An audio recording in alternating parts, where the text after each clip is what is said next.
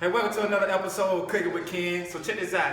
I got a special guest with me today, my homeboy, Chef Dustin. And we're gonna do some turned up macaroni and cheese. But what type of macaroni and cheese we gonna do? We're basically gonna do almost like a blackened chicken with pancetta. Woo! But as opposed to going the Cajun way with the blackened, we're gonna do a little more of an Italian style with some fresh herbs and then some crushed red pepper. You know, man, I can't wait to get into this, all right? So y'all get ready. Here we go. Check it out. What's up, y'all? Happy Thanksgiving. I'm here with my boy Chef Ken, which also has a YouTube cooking channel. We're gonna leave you the link after we finish here. You can check him out earlier. We came on basically some recipes for macaroni and cheese. So we're gonna show you how to execute it. Right now, my pans are getting hot. First up, we're gonna do our chicken, shrimp, and pancetta we have here. My pans are getting hot. First thing I'm gonna do, boil in the pan. We use for both of them because for the bechamel sauce, we're gonna start getting some aromatics going as well. The aromatics that we're using for these is gonna be shallots, shaved garlic.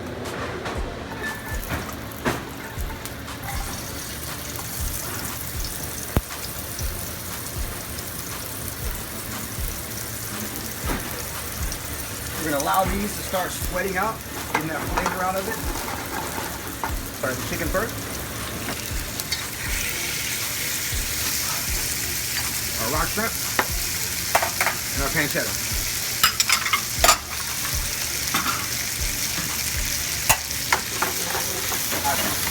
What we're gonna do is a little salt, pepper.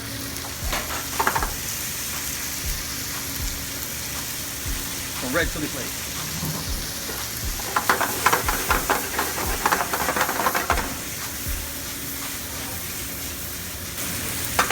Okay. Now for the recipe that we're making, we're going to use about 2 quarts of heavy cream. We're making a bechamel sauce here.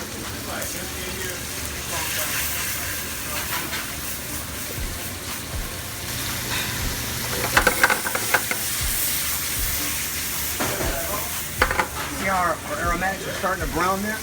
We're going to go ahead and deglaze that with a little white wine and a little Marcellus wine. There we go. That's what we're talking about.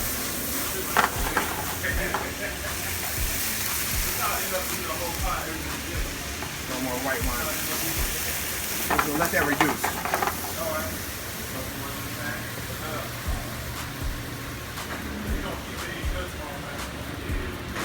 We already added our first quart of heavy cream. Here's our second quart.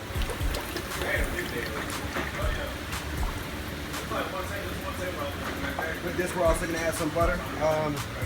We'll start, and we can always adjust sauces to taste, but we'll start with about 6 or 8 pads of butter. Start letting that go. In a basic bechamel sauce, also you traditionally want to add nutmeg. So I'm going to grab some nutmeg from the back here in a second, but we're going to finish the sauce later on. It's not really a big deal. Once you start to get nice and reduced, we're going to add butter to it to kind of finish with the sauce, the filling. Give us a few minutes. We're going to cut back, show you how to finish this and put it together for the next step. We're going to finish the basis to our sauce here. Protein is rubbing. The bechamel is still going over here. It's going to take a few more minutes to get. This is about reduced to where I want it to be reduced to. I'm going to finish it with a little bit of lemon juice. A little bit of saffron water. By the way, saffron is considered one of the most expensive herbs on the earth because of how tedious it is to pick and get. It's just saffron soaked in water is all that is. We're going to finish this with butter and some herbs. Now it's time to kill the heat. We'll reduce the way that we want it to reduce. And hit it with some fresh herbs. I've got thyme, basil, oregano, parsley in there, and then butter. Pads of butter. And the reason that we kill the heat at this point is because we don't want the butter to break. We want our sauce to be consistent. It's going to take about 2 minutes to finish here. Still working on the bechamel. So I'll get right back to you. We got our filling finished. We're working on our bechamel sauce. What we want to do at this point, bring this up to a boil. So Ken's already made a roux for me ahead of time. We are bringing our cream and butter mix up to a boil. Traditionally, and for this dish as well, you add nutmeg. Not too much, maybe a teaspoon, if even. We're gonna add our roux for a thickening agent.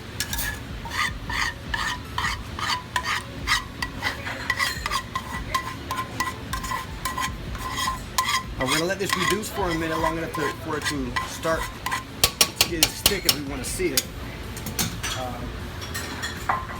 When you add the roux, you want to be sure to keep that moving.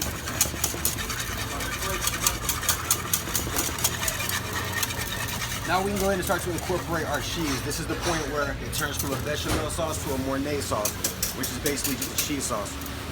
For today, we're going to use fontina, Asiago, some goat cheese, and mascarpone. When you're adding cheese to any dish, you want to keep in mind the salt content. Things like Asiago, cheeses like Parmesan have a high salt content, so you want to be sure to add your cheese before you season it. Here's my fontina.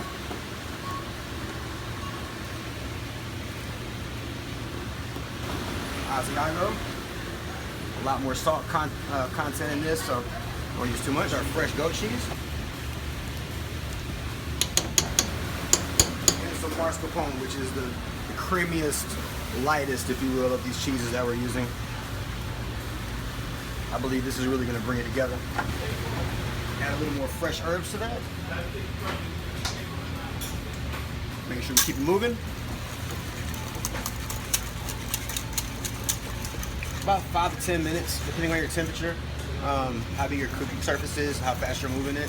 This should be reduced to the point where we'll want to go ahead and incorporate the rest of our ingredients. It's about there now, so what we're going to do is check it for seasoning. This is actually how you want a bechamel. This is perfect. How it coats the back of the spoon, that's what you're looking for. Definitely use a little salt and pepper.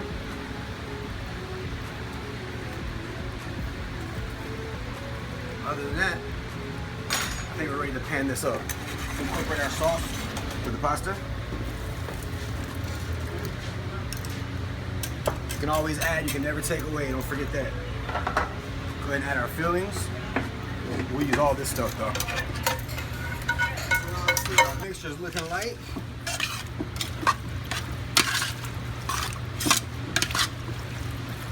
About right. Don't forget, it's going to thicken up a little bit as it continues to cook in the oven. All right. Now we're ready to pan up.